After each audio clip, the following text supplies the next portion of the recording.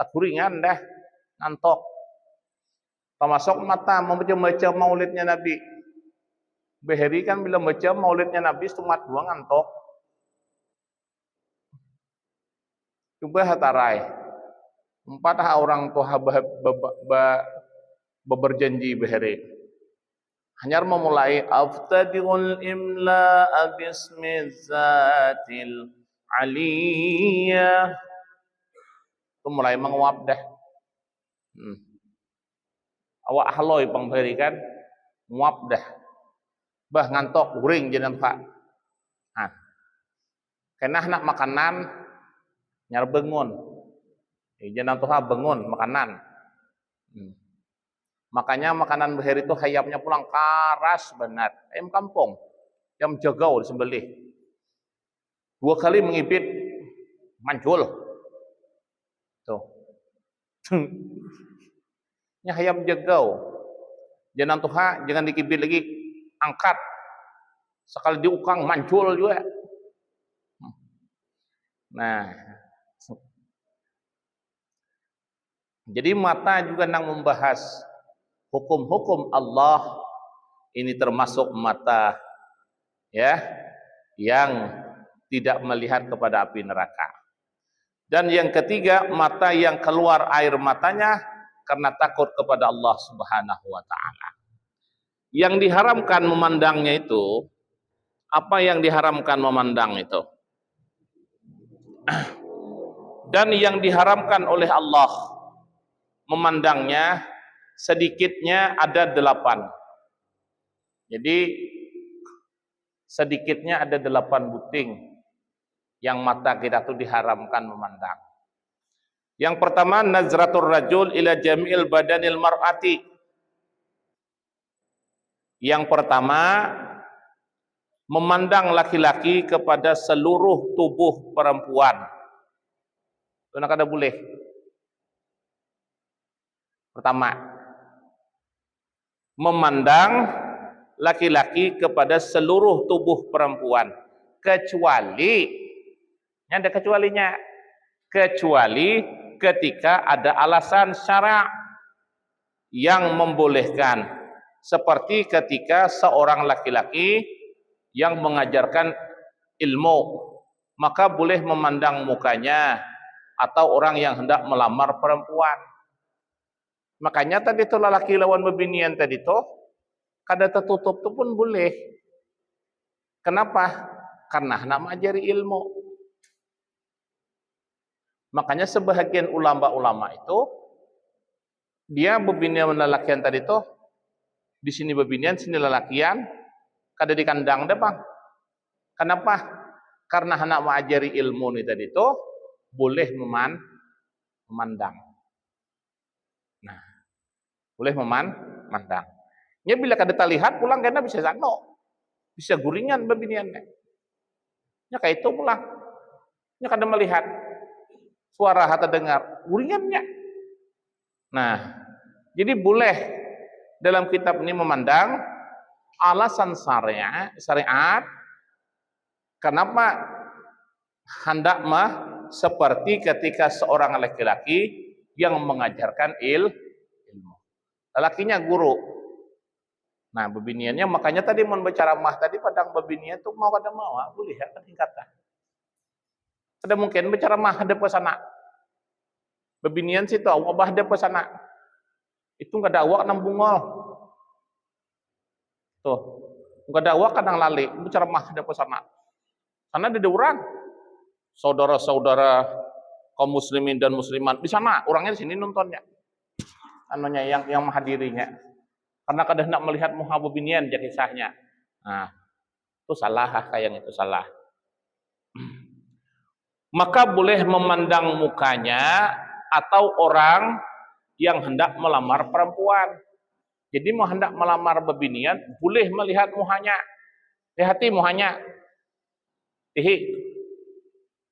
Jepai tangannya boleh ya. Kasarkah? Lembutkah? Bila kasar, berarti kuat nabas sebeginian tak.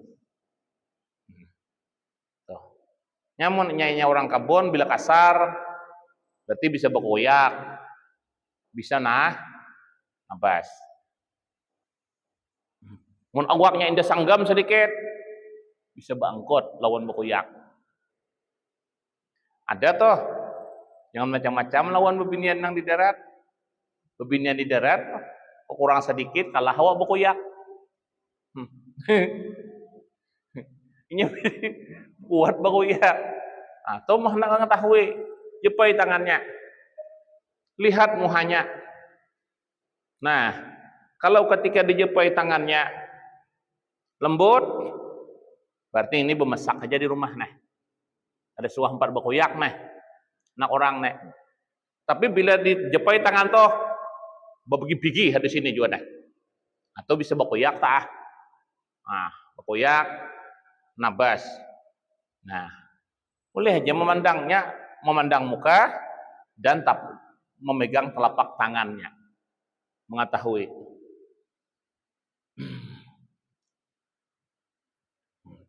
Pokoknya menang bebini bisa bakuyak,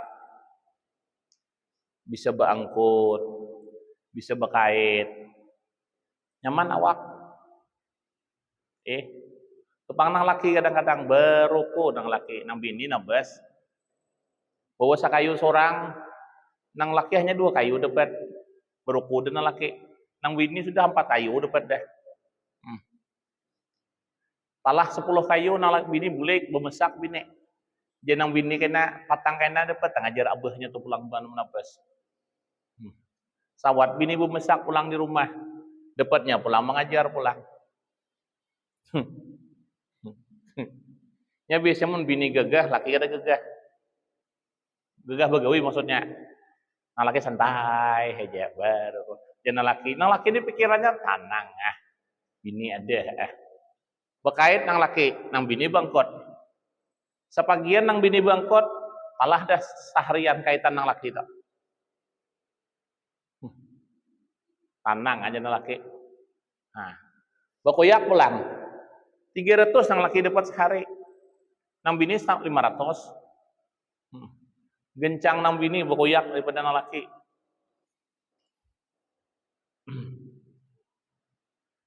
Itu banyak nang itu di darat toh. Di kami dulu di penjuru ada. Nang bini 1000 sehari bakuyak. Nang laki litoy 600 juga sehari. Banyak berduduk otomat beruku. Apalah aja yang boleh capek. Awak berdua bekerja. Berdua nang bini kasihan. Nang bininya gencang. Yang kedua, nazratul mar'ah ila jami'il badanir rajul, atau memandang perempuan kepada seluruh tubuh laki-laki kecuali ada alasan syarak yang memperbolehkannya. Nah, bebinian hendak menyuntik kita, ada apa-apa? Buka sini nah nyuntik. Ada apa-apa? Ada yang kata? Nah, buka aja sini hendak menyuntik. Buka. Jangan pulang kada boleh melihat niku, kada boleh melihat niku. Ada kawa nyah nak menyuntik. Ini Jepang bisa nyuntik di tangan orang, di betis. Mendahulu saya ingat aku ada orang nyuntik di tangan di betis, di burit tupang dah. Buka jangan Jepang menteri tap buka. Ciu suntiknya.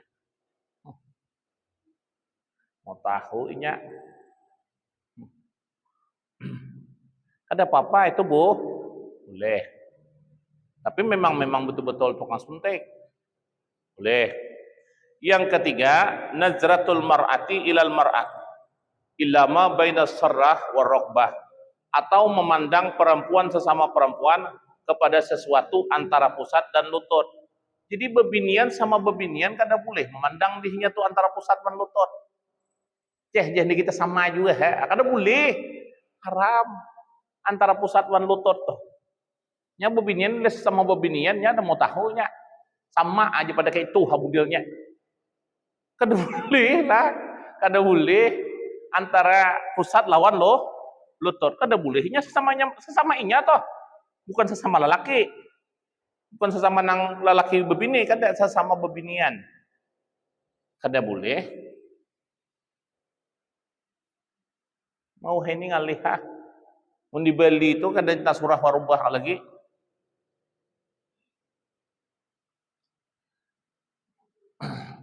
Yang keempat, nazratul rajul ila auratir rajul. Memandang laki-laki kepada aurat laki-laki lain. Jadi kita sesama kita kan kada boleh juga aurat kita antara pusat lawan lutut. Kada boleh juga sesama kita nak ditutup juga. Nak ditutup. Yang kelima, an-nazrah bil istikhar ilal muslimin. Memandang dengan pandangan yang menghinakan kepada sesama muslim. Nah, memandang orang, kau, belah ada kau nih. Nah, itu kada boleh. Itu berarti memandang orang tuh halus, memandang orang tuh hina. Memandang orang tuh lemah. Padahal kita ini semuanya membutuhkan. Yang kaya butuh lawan yang miskin. Yang miskin butuh kepada yang kaya. Kada ada yang miskin, kada ada yang kaya. Karena ada yang miskin, sebab itu ada yang kaya. Kada ada yang kuat, kecuali ada yang lemah. Kada ada yang sehat, kecuali ada yang sakit.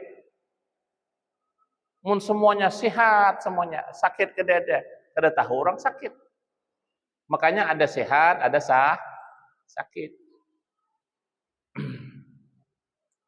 Yang keenam, an-nazrah fi baitil ghairi min ghairi iznihi. Memandang ke dalam rumah orang lain tanpa seizin pemiliknya. Kada boleh melihat rumah orang tadi ke dalam kalau kada seizin orang yang punya rumah. Makanya mun kita disuruh duduk jurang tang sini, duduk tang situ pang kita bolehnya. Ini kadang-kadang rumah nak melihat rumah mulah sampai ke wisi-wisi dilihati. Nah, kan ada yang kayak itu. Nah, jadi termasuk memandang ke dalam rumah orang lain tanpa seizin pemiliknya kada boleh, haram.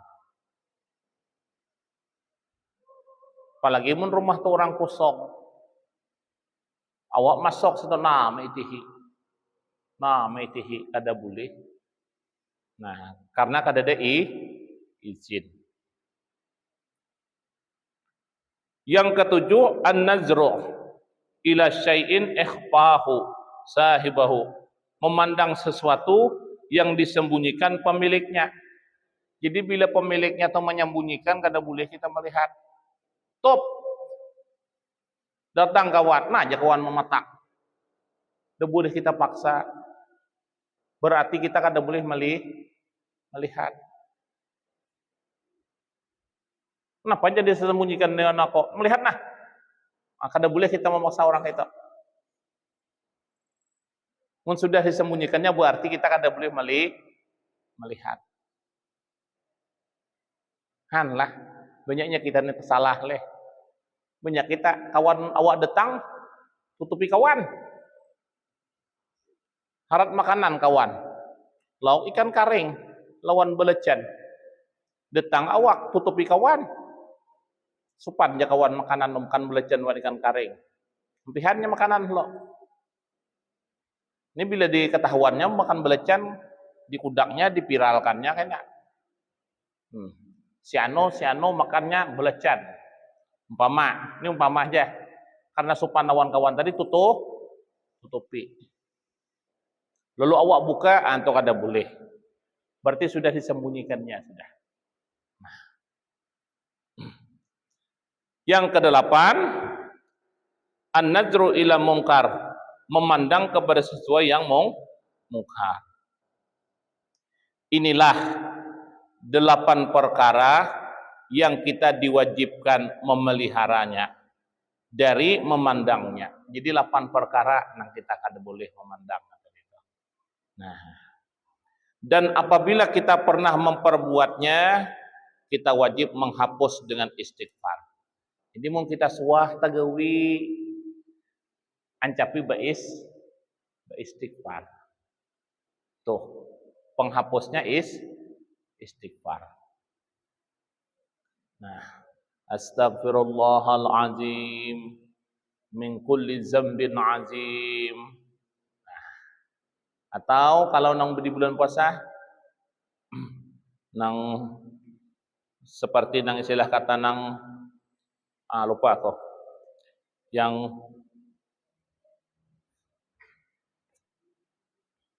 Yang seperti istighfar tub alaina, lupa kan ya. Nah, artinya ya Tawwab tub alaina, ya Tawwab tub alaina warhamna wanzur ilaina warhamna wanzur ilaina. Kan bisa di dalam bulan puasa. Ya Tawwab tub alaina, ya Tawwab tub alaina warhamna wanzur ilaina warhamna wanzur ilaina. Adalah kurang sebelum witir tah. Sebelum witir. Kan kadang-kadang ada yang itu, ada model lain. Ada juga ya Tawwab, ya Maghfirah, ya ada juga model kayak itu. Sama aja juga kada apa-apa, boleh aja juga, Bu. Boleh. Nah, model yang tadi itu boleh juga kalau di kota-kota, ya Tawwab tub alaina, ya Tawwab tub alaina warhamna wanzur ilaina warhamna wanzur ilaina. Itu boleh juga itu. Ya Tawwab, ya Allah yang memberikan tub alaina, bertaubat kami atas engkau. Dan apabila kita pernah memperbuat, kita wajib menghapusnya dengan istighfar. Ini tugas yang pertama. Tugas yang kedua, meyakini bahwa dirinya selalu dilihat oleh Allah Subhanahu wa taala.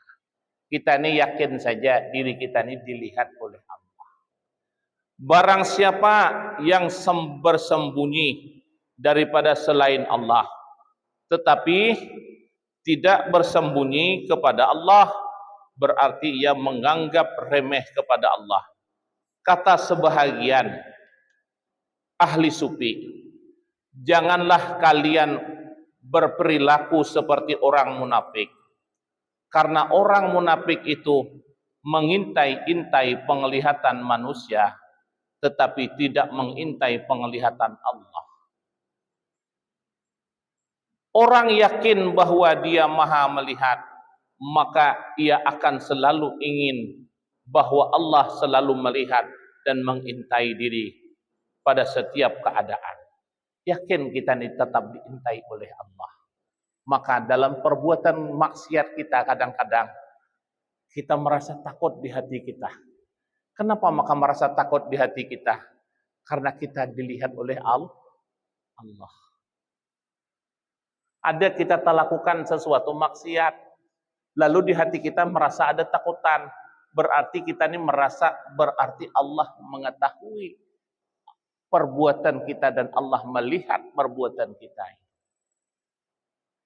Makanya namun orang di derasana kayak yang itu tuh, itu kada berasa bulah dosa tadi itu. Tapi mun ada rasa kayak yang itu bulah dosa tuh rasa sakada nyaman, rasa dilihat terus oleh Allah Subhanahu wa taala. Contohnya sajalah kita, ini CCTV ada, ngalih kita nampak kelakuan. Jakawan hati-hati, CCTV ada di atas. Nah, oleh karena itulah tuh istilah kata, karena ada Allah selalu mengintai-intai kita, maka kita nih selalu ingat bahwasanya nak bulah maksiat, Allah selalu mengetahui dan melihat apa yang kita perbuat. Alam ya'lam bi anna Allah yara. Tidakkah engkau tahu bahwasanya Allah melihat. Dan firman-Nya pula, innallaha kana bikum raqiba, bahwasanya Allah selalu mengintai atas kalian. Jadi selalu kita ini diintai oleh Allah Subhanahu wa taala. Allah mengetahui kekurangan kita. Allah mengetahui kegagalan kita. Allah mengetahui kekecewaan kita. Allah mengetahui kita hidup bahagia. Allah mengetahui kita hidup sengsara. Allah tahu. Maka kadang-kadang Allah menjamin rezeki kita ketika kita sudah istilah kata dalam keadaan terjepit sudah. Kayak apa aku nih? Tiba-tiba Allah kirimlah satu makhluk. Untuk apa? Untuk memberikan kepada kita. Kisah Ibrahim bin Adham. Ketika Ibrahim bin Adham, seorang raja yang kaya bukan main. Ketika Ibrahim bin Adham berburu kemana? Berburu ke hutan.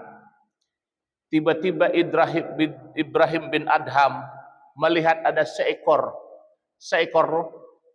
burung. Seekor burung ini menyuntan, mengambil sebuting roti. Terbang burung ini tadi itu ke wadah sangunya Ibrahim bin Adham, mengambil apa? Mengambil roti. Lalu burung tadi setelah mengambil roti tadi itu terbang. Ibrahim bin Adham melihat burung itu kacari. Kemana burung ini terbang tadi itu mengambil roti kita. Lihat burung terbang ke sana, kejar oleh Ibrahim bin Adham. Ketika dikejar Ibrahim bin Adham, ternyata burung itu tadi itu di atas rupanya. Dikejar oleh Ibrahim bin Adham. Ketika dikejar rupanya Ibrahim bin Adham ini, takajud Ibrahim bin Adham. Ternyata burung yang membawa satu roti ini tadi itu memberikan makan kepada satu orang manusia yang terikat tangan, terikat kaki, yang kada bisa lagi bergerak, tangan terikat, kaki terikat. Rupanya tadi tuh burung ini tadi tiap hari memberi makan kepada kepada manusia ini tadi tuh. Nah, memberikan makan. Dipatokkan burung, tangan terikat, betis terikat mau makan. Tentu burung nang nyuapi, tap dipatokkan burung, masukkan burung roti. Dimasukkan burung roti. Di situ Ibrahim bin Adham melihat. Ketika Ibrahim bin Adham melihat, mulai hidayah masuk kepada Ibrahim bin Adham. Lalu Ibrahim bin Adham tadi melihat orang yang terikat saja, tangan terikat, kaki terikat, semuanya tidak bisa bergerak, masih dijamin oleh Allah Subhanahu wa taala rezekinya. Siapa yang menyampaikan rezekinya? Burung rupanya. Nah, burung memasukkan tadi itu.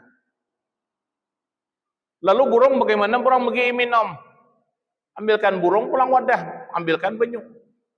Bawa terbang diminumi oleh burung. Ketika dilepas, tangan dilepas, kaki dilepas oleh Ibrahim bin Adham bertakon, berapa lama kau terikat? Dijawab orang tadi itu, aku terikat di sini hampir setengah bulan. Setiap hari aku diberi makan oleh Allah dengan perantaraan burung gagak yang mengantarkan makanan kepada aku. Disitulah Ibrahim bin Adham melihat kekuasaan Allah. Allah rupanya selalu mencukupi hambanya, meskipun hambanya itu dalam keadaan terikat kaki, terikat tangan. Maka pada ketika itu Ibrahim bin Adham pulang ke kemnya. Ketika pulang ke kem, pulang ke kerajaannya, pulang ke kerajaan, pacol baju kerajaan, buka seluruh istilah kata pangkat dan jabatan. Ibrahim bin Adham berjalan kaki menuju Mekah Al-Mukarramah. Kada membawa duit, sesen-sen pun kada membawa duit lagi. Kata Ibrahim bin Adham, aku pasti sampai ke Mekah. Pasti sampai ke Mekah. Meskipun aku kadang membawa duit, kadang membawa apa. Berjalan Ibrahim bin Adham menuju ke Mekah. Akhirnya disitulah Ibrahim bin Adham mencapai peringkat kewalian kepada Allah Subhanahu wa taala. Nah, akhirnya sampai ke Mekah. Dengan tadi itu bertawakal kepada Allah Subhanahu wa taala. Nah, jadi oleh sebab itulah Allah selalu mengintai kepada kita. Jangan khawatir kita. Jangan khawatir. Cuma tetap walanabluwannakum bisyai'in minal khauf. Tetap kita diberikan rasa khawatir di dalam hati ini. Rasa khawatir dalam hati ini tetap diberikan. Tetap ada rasa khawatir tadi. Nah, tapi khawatirnya itu jangan terlalu. Yang penting kita berusaha. Yang penting kita istilah kata karena kita Allah nang menjamin dalam kehidupan kita ini, Allah nang menjaminnya. Kalau Allah nang menjaminnya gampang saja, tidak ada susah. Cuma kadang-kadang karena keimananlah, karena keyakinanlah kurang, kadang-kadang kita merasakan nyaman nak kau nyambat. Bahasanya kan kayak nyaman nak kau nyambat. Nah, maka oleh sebab itulah ya, berkata Sayyidina Al-Hasan, silahkan engkau lakukan kemaksiatan, tetapi carilah tempat yang di sana tidak dilihat oleh Allah Subhanahu wa taala. Tempat mana? Tempat mana yang kita bisa mengolah kemaksiatan yang di situ pada dilihat oleh Allah? Ujar Hasanul Basri, ulahlah kemaksiatan, tapi cari tempat yang di situ Allah kada melihat kepada kau. Kira-kira ada wadahnya? Tidak ada. Ulah nang wadah di bawah banyu. Magun nak kelihatan. Tidak ada samar bagi Allah Subhanahu wa taala. Allah Maha melihat. Melihatnya Allah bukan pakai mata. Hidupnya Allah bukan tanpa roh, bukan pakai roh. Nah, selanjutnya wallahu alam bisawab. Demikian dulu pada malam hari ini. Mudah-mudahan Allah Subhanahu wa taala menerima amal ibadah kita. Wabillahi taufiq wal hidayah. Assalamualaikum warahmatullahi wabarakatuh. Al-Fatihah. Bismillahirrahmanirrahim. Alhamdulillahirabbil alamin. Arrahman. Iyyaka na'budu wa iyyaka nasta'in. Shiratal ladzina an'amta 'alaihim ghairil maghdubi 'alaihim waladdallin. Bismillahirrahmanirrahim. Alhamdulillahirabbil alamin. Wassalatu wassalamu ala asyrafil anbiya'i wal mursalin wa ala alihi wa sahbihi ajma'in. Rabbana atina fid dunya hasanah wa fil akhirati hasanah wa qina azaban nar. Subhana rabbika rabbil izzati amma yasifun wa salamun alal mursalin walhamdulillah.